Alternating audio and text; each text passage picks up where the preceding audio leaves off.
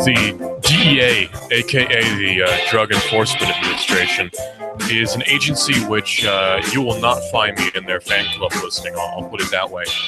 I'm of a mind to think that if you want to do drugs, that's kind of your business. I don't really care if you want to go out and shoot heroin in an alleyway. That's really not my business, and I would argue not the business of the state either.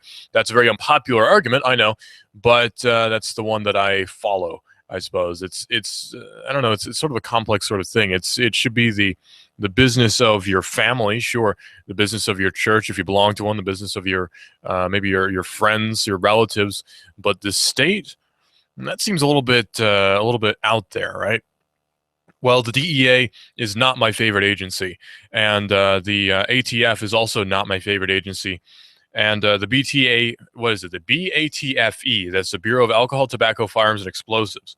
These are all of my favorite things. So I'm not a fan of them either. But a rogue Silk Road DEA agent has been arrested with a go bag. It has a 9mm pistol, which appears to be a Beretta, a very compact pistol. I'm not familiar with Beretta makes and models, I'm ashamed to say, but it is a Beretta compact 9mm handgun.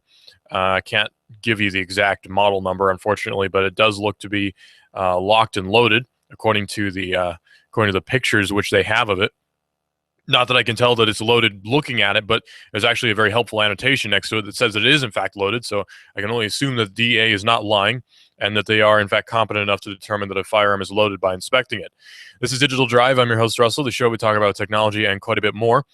So the DEA is or was the head of the investigation, or was heading, I should say, the investigation against Dread Pirate Roberts, who was allegedly the owner of the Silk Road, which is an online drug marketplace on the deep web, or the dark web if you want to be sensationalist about it.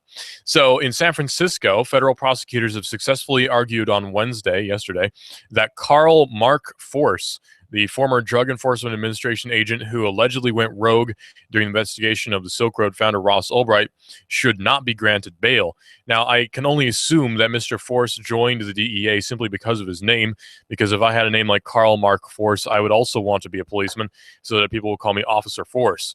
And they would say, Officer Force, he's on the job and he's not going to use excessive force. There's only enough force from Officer Force. He says, I'm not prepared to release him today, says United States Magistrate Judge Elizabeth Laporte in a Wednesday hearing. She heard 90 minutes of argument from government lawyers and from one of Force's defense attorneys. After the hearing, Force was transferred from Santa Rita Jail in nearby Alameda County to San Francisco County Jail. The government also presented new evidence suggesting that Force is actually a flight risk, meaning that he'll try to run away. He had a go bag, which included a firearm when he was arrested, and he knows how to create fake identities as part of his undercover law enforcement job. And he had multiple guns stashed throughout his house, and he sent $235,000 from a bank account in Panama to BTCE.com, which is an offshore Bitcoin site that claims to be governed by the laws of Cyprus. The site's origins are mysterious, and it may also be based in Bulgaria and or Russia, so we're not sure which. But, of course, something that's worth pointing out about this is that it's not wrong or illegal to have a go bag, and it's not wrong or illegal to own a 9mm handgun, so long as you're not a felon. And I can assume he's not, because he was a law enforcement officer, or at least he worked for the DEA. So having multiple guns throughout your house is not wrong or illegal, and having a handgun prepared with a go bag is also not wrong or illegal. In fact, and this is going to sound strange because I am actually coming slightly to the defense of a DEA agent. I know it's weird, but it seems like it would go along with the job to have a go bag, because if your identity has been compromised, your undercover identity has been compromised, and you have to get out of there fast, you're going to want to have a go bag. Now, maybe I should explain a go bag real quickly. Go bags are actually kind of popular in the prepping community. I don't know if you can say they have a unified community, but I noticed that people who identify as preppers will often have what's called a go bag. Sometimes they call them a bug out bag, and that's the more common phrasing that I've heard anyway. But the idea of a go bag is that it's a sometimes a literal bag, sometimes a satchel, a box, what have you. Maybe even your glove box can double as your little go bag. A go bag will have usually a firearm. In this case, it did have one. A small amount of money, a few $100s in cash, passport, driver's license, and some form of energy bar, snacks, something that can keep you going for at least a day. Now, sometimes you might call it an overnight bag as well, and sometimes a change of underwear and a shirt and an extra pair of shorts would be in there as well. So that's the basic idea of a go bag. Now, going by the photos, and I don't know if items were taken out of said go bag before the photos were taken, but going by the photos, it doesn't really appear that he had a whole lot in this particular go bag. He had an envelope, which I can't identify what envelope it is. It appears to be something official, and some folders with documents in it, and what appears to be a leather case of some sort, maybe a wallet, not sure, and some other items that I can't identify because I'm not sure what they are inside this box. There's also another handgun in the photo that looks to be broken down. It's a magazine-fed handgun, and I, again, can't identify what make or model handgun that is, but he does have confirmed 2 handguns going by the photos. So in March in 2015, after the conclusion of the Albright trial in New York, the government unsealed criminal charges against Force, who is now accused of stealing from Silk Road, among others. And he faces 4 charges, including wire fraud and money laundering. Force resigned from his post at the DEA in May of last year. And just a month before leaving the DEA, Force created a Bitcoin speculation company called Engedi LLC, a biblical reference to a particular oasis. If you may have heard of it, it's in the Old Testament. It's the Oasis of Engedi. It's sort of a mythical thing. Force seems to have a predilection for nods to the Bible. He created the online persona Nob, who became a confidant of Albright. Nob is a location of an ancient Israel where David receives the sword of Goliath. That's N-O-B, Nob. You'll notice, actually, a funny story. If you read in the Bible a lot, you'll see very single syllable words as names. Nob, and sometimes you'll see John. These are very old names.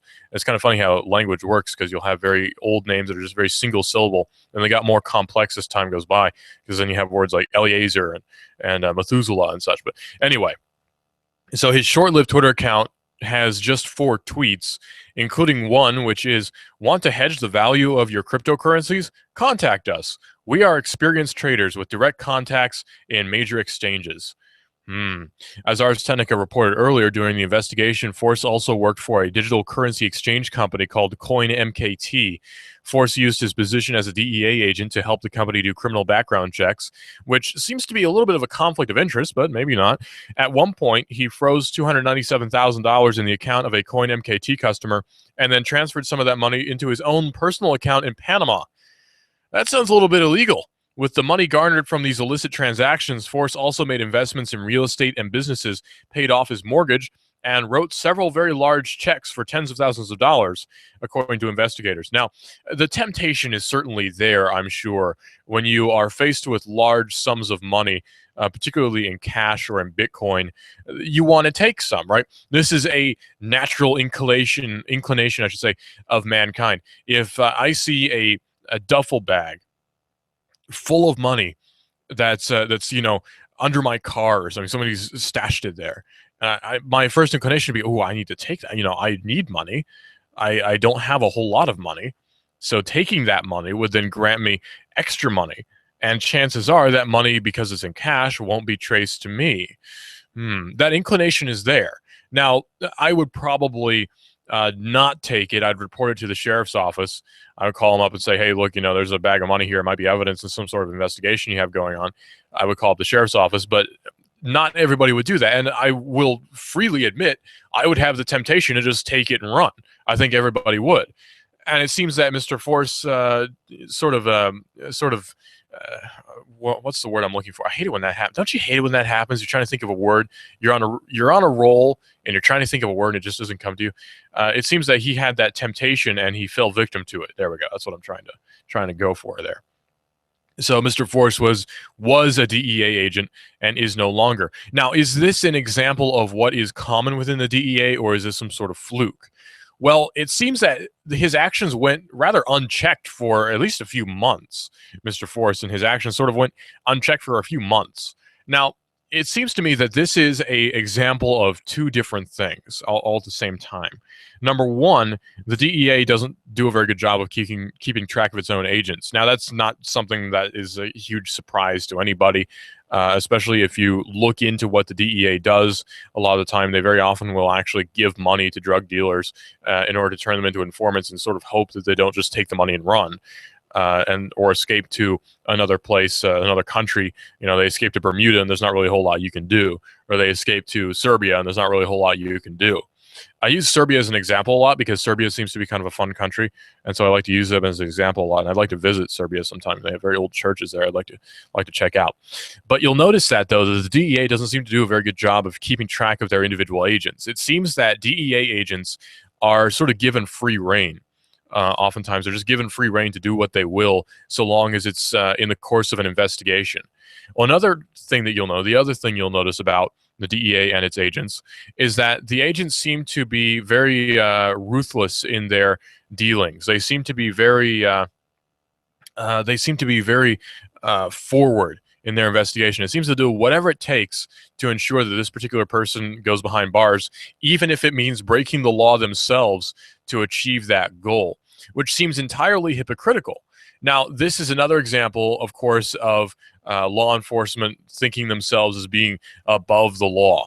We have this trend of what I'm starting to call political anarchy, where people who are in higher up positions than your average citizen, because I'm not a DEA agent, you know, most of us are not DEA agents, and so most of us don't have the special protections which DEA agents tend to get, different immunities and such, because when you go undercover, you do actually have to do kind of illegal things in order to further the investigation on somebody. You know, you have to catch them doing drugs. You have to catch them in the possession of drugs. You have to catch them carrying out a murder.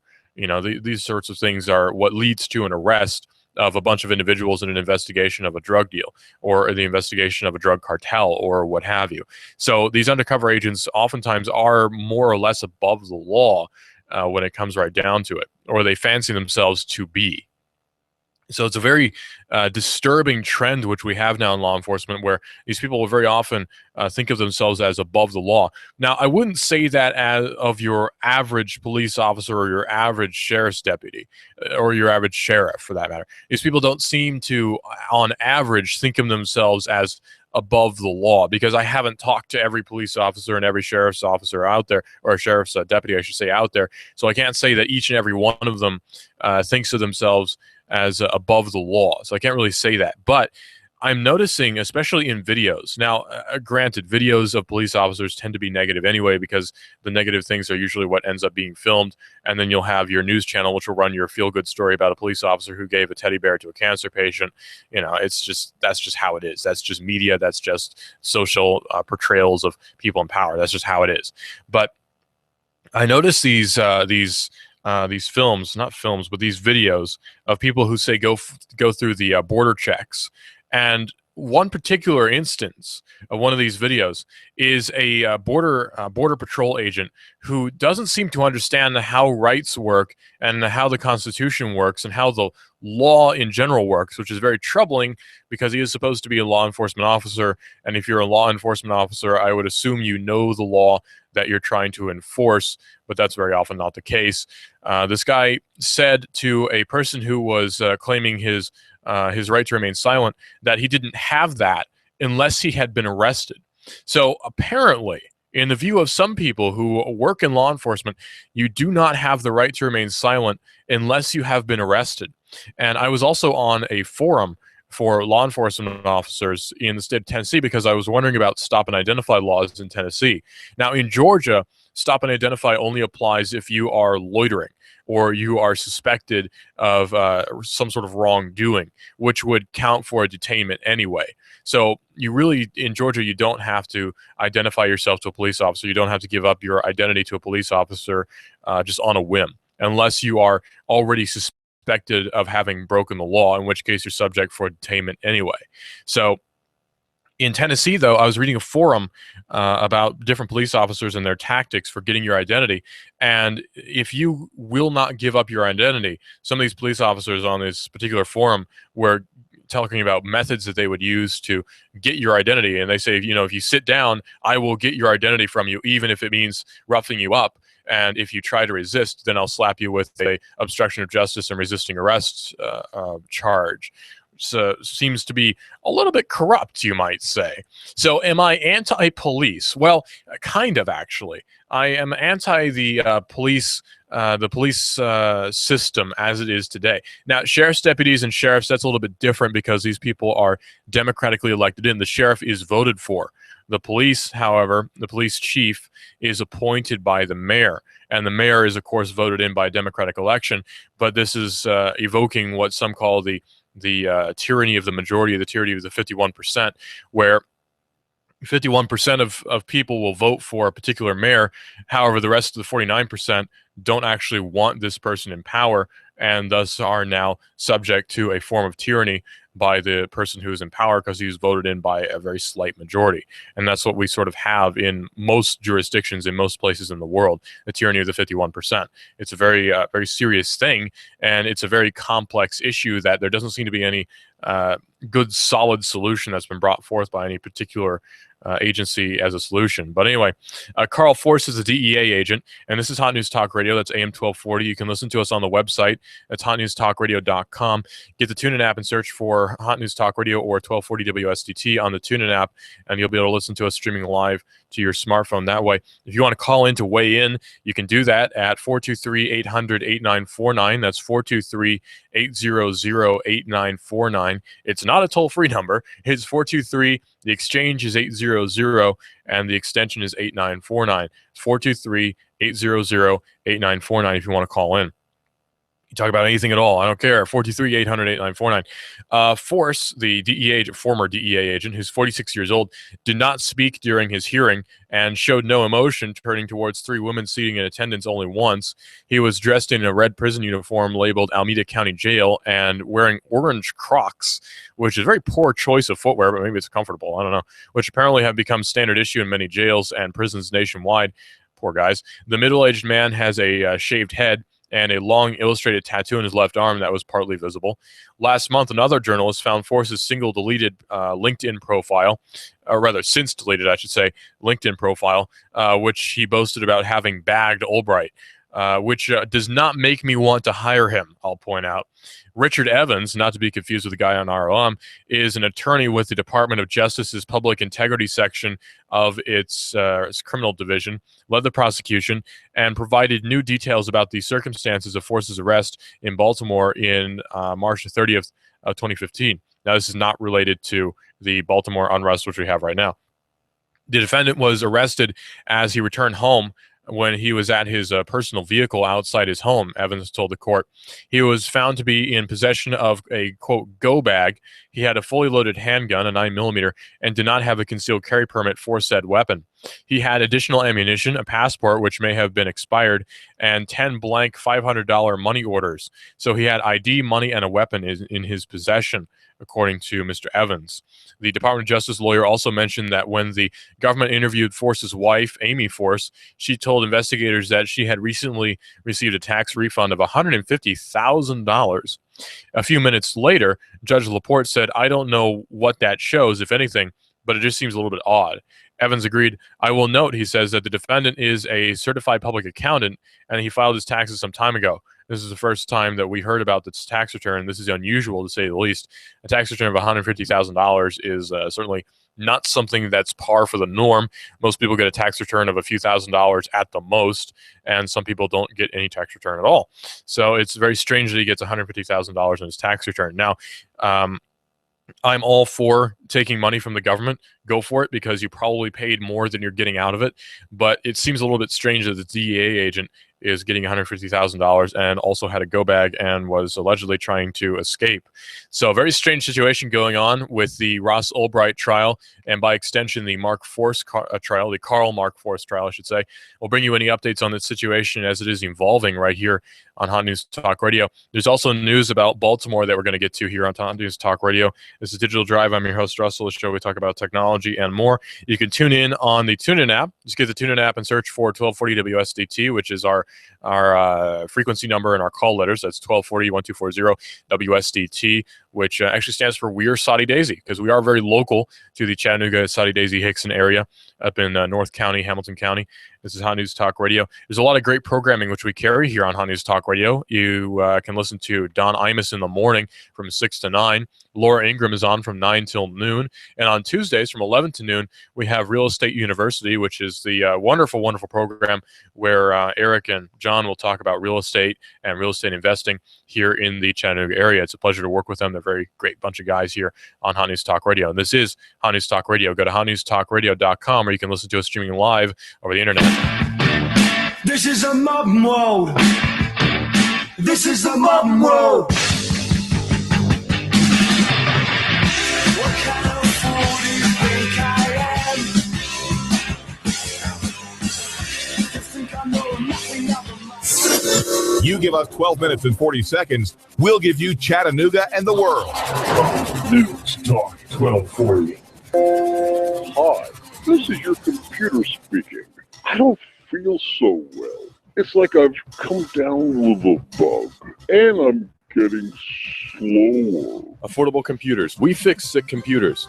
Your hometown guys at Affordable Computers will repair your PC in half the time of the big boys at an affordable price. No tricks, no gimmicks, no computer speak technobabble. Just good, quick, and courteous affordable service and repairs. Want to affordably supercharge your PC? Affordable Computers on Highway 58. Affordable Computers hand builds all desktops in-house. If you're looking for a better-than-new refurb laptop, $150 will get you a Dell or another name brand at Affordable Computers. Affordable Computers, Highway 58, between Arby's and Taco Bell. Also Fort O, Battlefield Parkway near Holcomb's. Affordable Computers, we service what we sell. Call 499-1975. That's 499-1975. Wow, this is amazing. I'm feeling great. Supercharged. Do you feel better outside your home or business than in? Indoor air quality is important. Mildew, mold, smoke, water, and rodent damage are prime causes of poor indoor air quality. Ducts, Indoor Air Professionals, better known as Duct Busters, cleans HVAC systems using 127 definable Duct Busters steps. Let Mark Thompson address the indoor air quality at your business to help reduce employee illnesses. Prevent fires by cleaning your dryer vents. Mark and his parents, Dick and Joan Thompson, have been building our local economy and helping local people with HVAC systems 16 years. Ducts, Indoor Air Professionals. Call 876-9907. 876-9907. Ducks. Call now. You give us 12 minutes and 40 seconds, we'll give you Chattanooga and the world. News Talk 1240.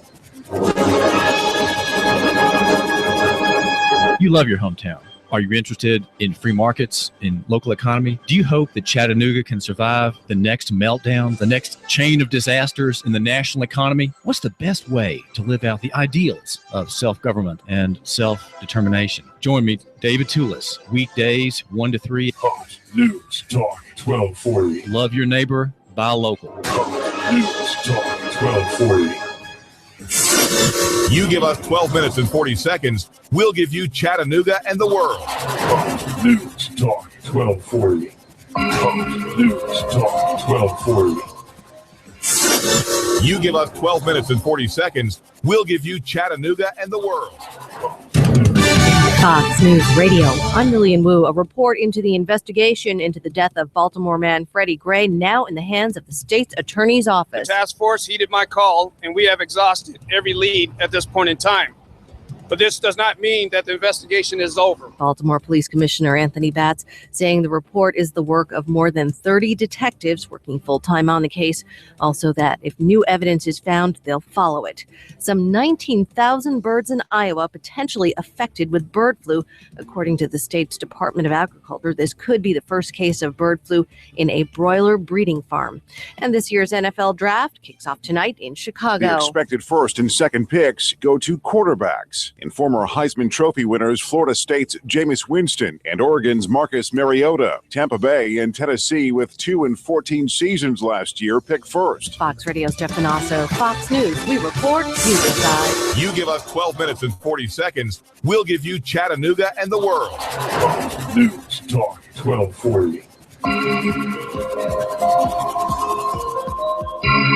The government appears to want backdoors in your devices to bypass encryption, and that will obviously make them more vulnerable to attacks. This is according to industry experts who are going unnamed. This is Digital Drive. I'm your host, Russ of the show. We talk about technology and more. Story comes from RT, which is Russia Today, the Kremlin's media arm, you might say. It's kind of funny how that works out, though, because I mean, a lot of different news agencies around here in the States are what you might describe as American propaganda engines, if you're paranoid enough to say such things. And Russia Today is unabashedly a arm of the Kremlin. And they actually put out kind of good news. It's kind of funny how that works. So I don't know, it's kind of weird how that seems to go. But government backdoors to bypass encryption will make them vulnerable to attacks, according to industry experts. At a congressional hearing on Wednesday, witnesses said that creating a way to grant authorities access to encrypted communications to aid in criminal probes will inevitably be exploited by adversaries. Now, the argument behind this is that your security needs to be sacrificed in order for, or rather your liberties, I should say, pardon me, your liberties need to be sacrificed in order for you to be a little bit more secure. Now, we all know the argument behind that, right? We're all familiar that terrorists might use smartphones in order to hijack a plane. Terrorists might use smartphones in order to detonate bombs.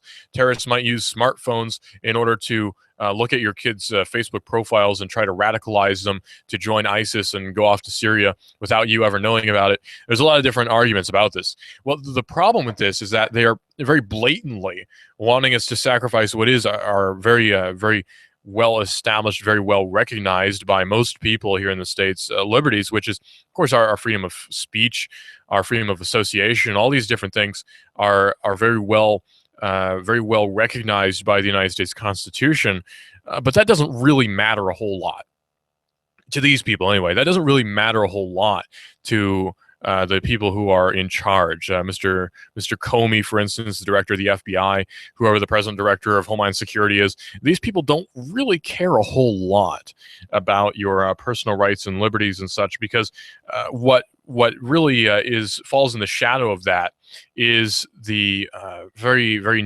blatant need for protection. You need the state. You need help from the state. You need their protection. Elsewise, that's not a word. Else you would be very much in danger, and you would be in very grave threat of dying, because a terrorist might use your smartphone to blow it up and overcharge the battery and kill you. Who knows? Well, at a congressional hearing on Wednesday, witnesses said that creating a way to grant authorities access to encrypted communications to aid in criminal probes will inevitably be exploited by our adversaries. Now, it's actually, that's one argument. That's the funny thing about this. That's one argument. That's a very good argument, that backdoors for the government into our phones would create a climate where different enemies of the state and terrorist organizations and just hackers in general would be able to get into your phone, or I should say black hat hackers would be able to get into your phone, and they'd be able to monitor your communications in order to steal your identity and your credit card numbers and all that sort of thing. That's not actually what I'm worried about so much as I'm worried about the state getting access to my information. Not even because I have something to hide, although maybe I do. Not even because I have something to hide, but because it is, in fact, my right to have privacy from the state. Now, just because it's my right doesn't mean that the state's going to recognize it. You have to understand that it's not my right being taken away. It's the state simply failing to recognize it. Your rights can't be taken away. They can tell you all day your rights can be taken away by the state. They're trying to take away your right to bear arms and all these sorts of things. Your rights are not taken away. Your rights are simply not recognized. And that's the major problem there, is that you have this right, and you have a right to exercise this right. But you have a right to your rights. But they don't recognize it, and they don't actually have to recognize it. That's the problem that we have here.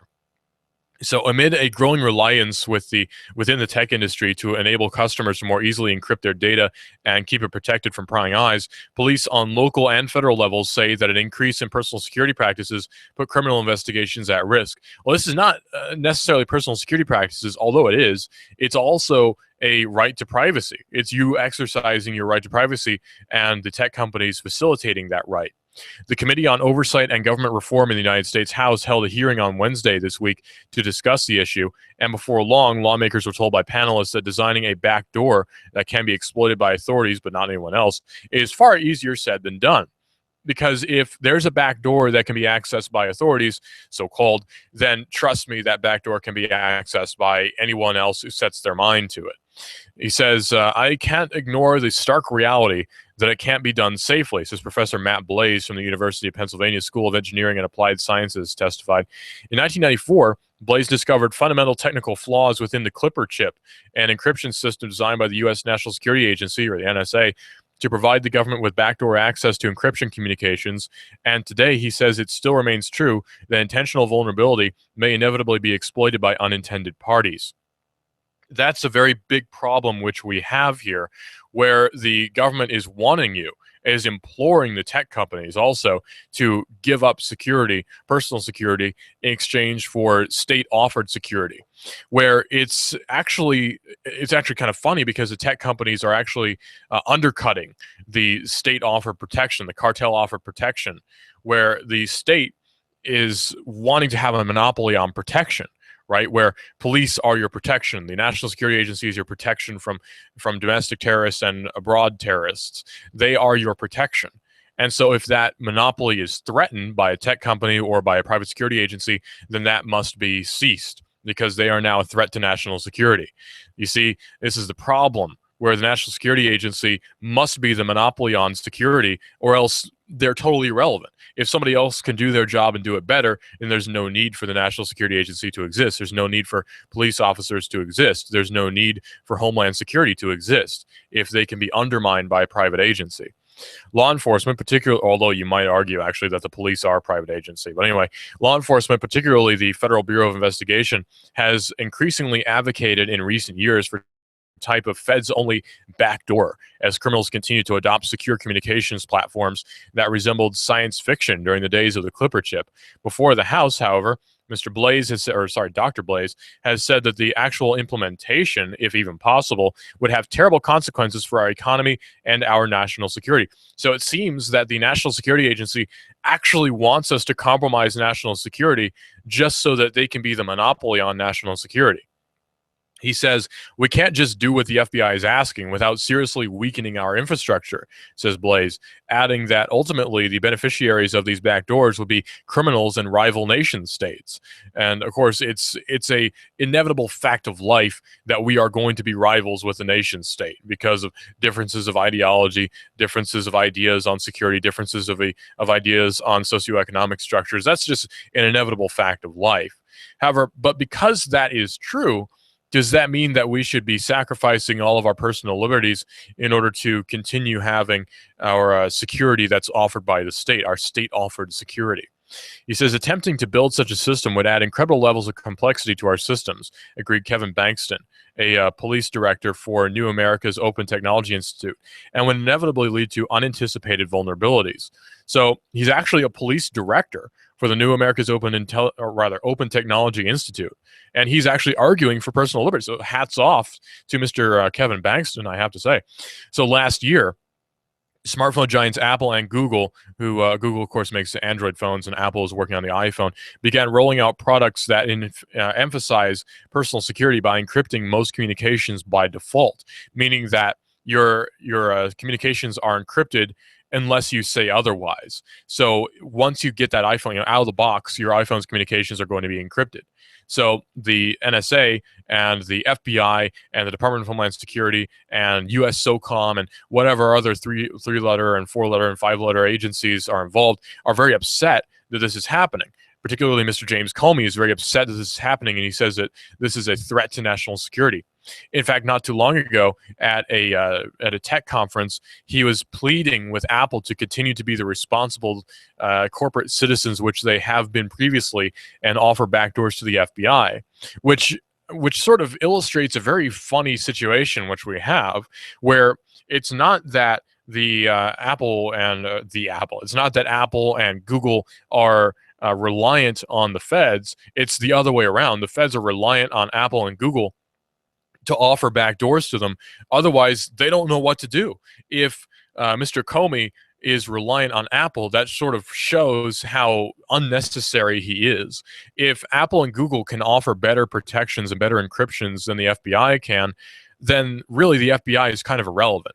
in the tech industry anyway. They're really kind of irrelevant. So is the CIA, so is the NSA, so is US SOCOM, so is the Department of Homeland Security. All these different agencies are made totally irrelevant if private industry can offer better solutions than they can. If a public industry is not very good at running itself and not very good at running other people's businesses and other people's affairs, then it's really not worth having them, not worth paying for them. After all, most people do pay for them in the form of tax dollars. And of course, there's certain taxes which are hard to get away from, like sales taxes. Of course, income tax is a little bit easier to get away from, but it's almost involuntary, like gas taxes, for example. You have to pay for a lot of these different agencies through your taxes, through state income taxes as well.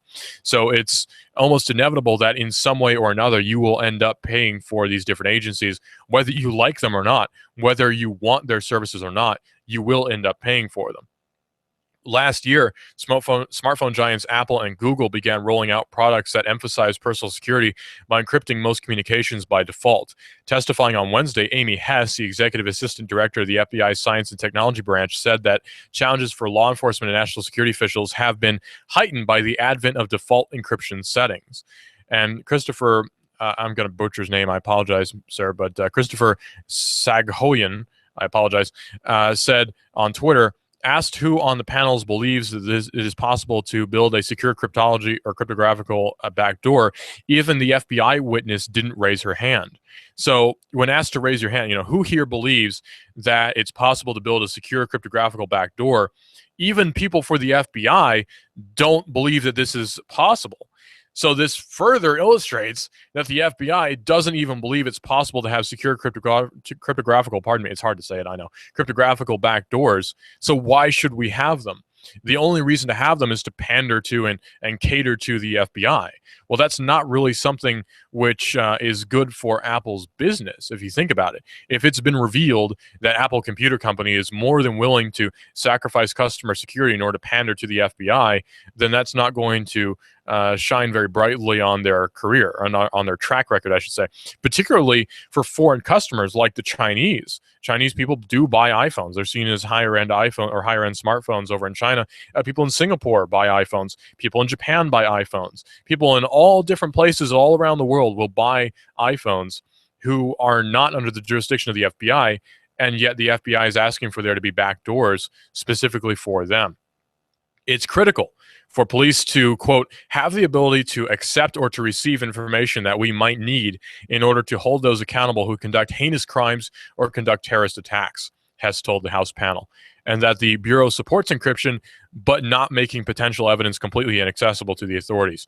Well, making this evidence accessible to the authorities will be a sacrifice of liberty in exchange for security. And of course, one of the founding fathers, Mr. Ben Franklin, had something to say about that. If you sacrifice security for liberty, you in fact deserve neither, in his words, slightly paraphrased. So the FBI is asking these tech companies to directly contradict the founding fathers, which is kind of funny. Now, of course, you might argue that holding the founding fathers in such high regard is nonsense, and they were only men, and they were very fallible. Well, that's true. The founding fathers were in fact only men, just as I am only a man. I'm a young man. I'm not even reached the 2-decade mark yet. I'm a very young man. I'm getting there, though. A few months from now, actually 2 months from now, I will in fact be 2 decades old. I'll feel very, very old at that point. I may as well have one foot in the grave at the age of 20. I may as well just get it over with. Euthanize me when I turn 20. I'll be very, very old by that point. I don't know how people can live past the age of 30 and not feel crotchety. But anyway, it's true that these people were in fact fallible. These people made mistakes. Yeah, everybody does. But nevertheless, like it or not, our country is founded on the principles in which they believed. So then to deny that they were correct about certain things and certain things which the country is in fact based on sort of illustrates that you don't actually believe in what the country is founded upon. Which, yeah, sure, you can do that. And that's fine. You can not believe in liberty. You can not believe in personal freedoms and all these. You are totally free to do that. And I recognize that freedom. However, if you don't believe in personal liberty and don't believe in personal freedoms, why are you working for the FBI? Is it possible that the FBI's very existence contradicts personal liberty and personal freedoms? Is it possible that the NSA's even existence contradicts personal liberty and personal freedoms? So the question was asked by Representative Robin Kelly, who's a Democrat from Illinois, is there such a thing as creating a backdoor that is only for the good guys? Representative Robin Kelly asked at one point during Wednesday's hearing. So Mr. Bankston, Kevin Bankston, said, I am also not a technical expert. I am a policy expert, he says.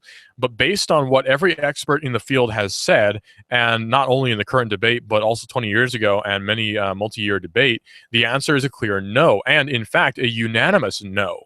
And I would concur, my words now, I would concur that you cannot have a secure backdoor. It is simply not possible. So we can derive from that. The FBI wants you to not have a secure backdoor. Now, they may not say that directly, and they may not admit that publicly. But going by the facts, it is very clear. The FBI, the NSA, all these different federal agencies with 3 letters and 5 letters and 4 letters, what have you, do not want the citizens of the United States or the residents of the United States or what have you to have secure backdoors. In fact, it goes broader than that. They do not want you to have a secure smartphone, I should say, because there's no such thing as a secure backdoor. They do not want the citizens of the world at large. They do not want the residents of this lovely planet we call Earth or terra firma or Mother Gaia or what have you. These people do not want residents of our wonderful planet to have access to secure communications, because then that would threaten status quo.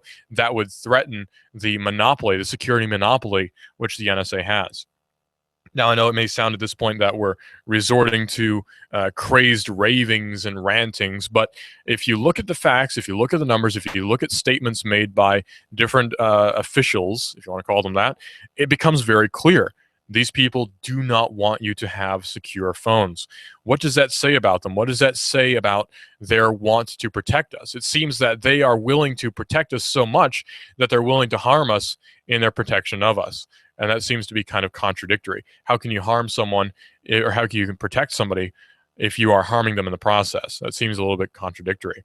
Well, a robbery suspect, in a similar vein, a robbery suspect pulled the guilty plea, and all charges were dropped in favor of not having stingrays disclosed. So robbery suspect has pulled a guilty plea after stingray disclosure, and the case was dropped, according to Ars Technica. Now, stingray, of course, is a cell site simulator. It's a device which law enforcement uses to spy on people's cell phones. They can use it to capture GSM information and IMEI information, and it's a device which can pull your voice calls, your SMSs, short message service.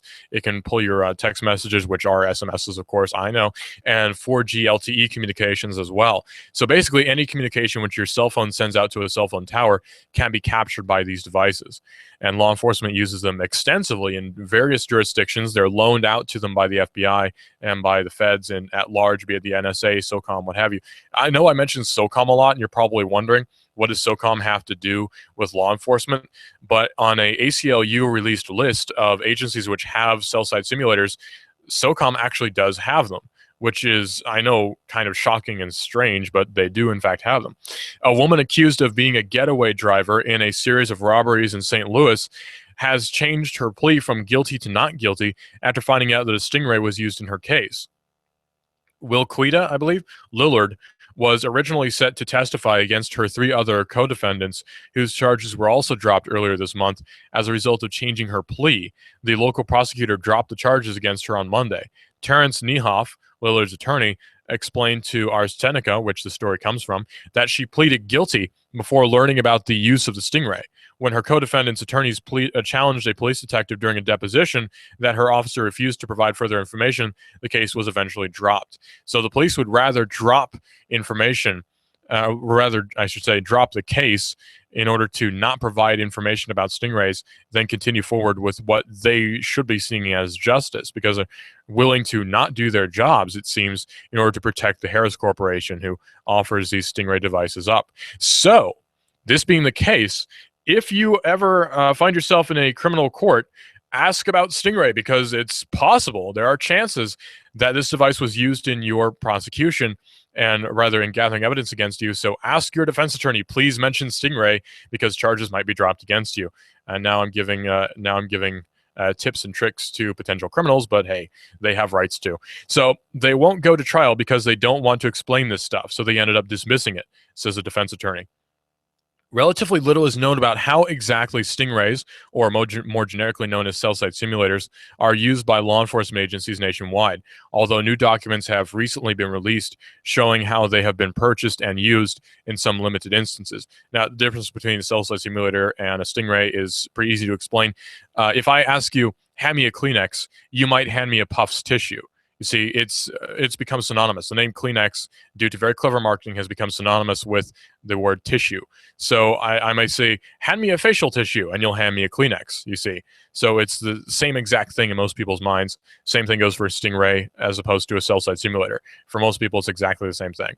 And a cell site simulator is a stingray, pardon me, is a cell site simulator which has been developed and produced by the Harris Corporation, which is contracted out by many different law enforcement agencies to provide said devices. So, that having been the case, relatively little is known about them. And cops have lied to courts about their usage. Not only can stingrays be used to determine location by spoofing a cell tower, they can also be used to intercept calls and text messages. Typically, police will deploy them without first obtaining a search warrant, which is, of course, necessary if you're going to be committing an act of searching somebody's personal property. You have to have a search warrant, which is issued to you by a judge. And in the case of Erie County in New York State, a judge was actually lied to about the details of a cell site simulator, so the case had to be dropped. And in fact, a lot of papers were released to the ACLU regarding that. So very interesting stuff has happened thanks to police lying to courts about stingrays.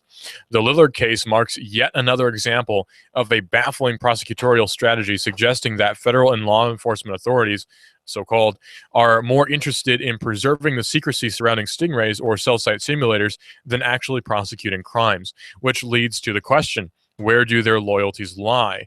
To the Harris Corporation or to so-called Lady Justice? So do these law enforcement agencies and these law enforcement agents rather support the Harris Corporation, or do they support the furthering of the cause of justice in prosecuting somebody who is a suspected robber in this particular case, and somebody who had in fact pleaded guilty to being a robber?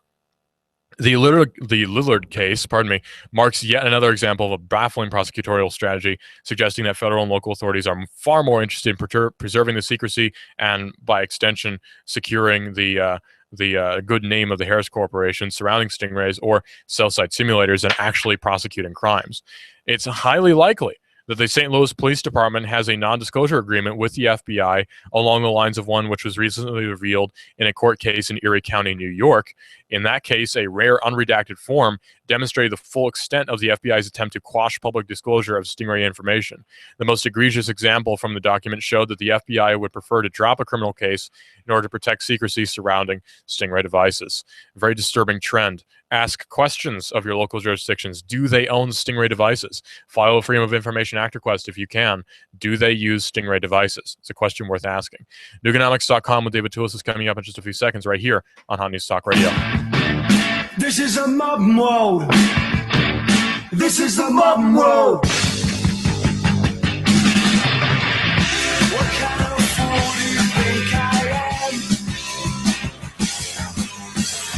You think I know nothing of You give us 12 minutes and 40 seconds, we'll give you Chattanooga and the world.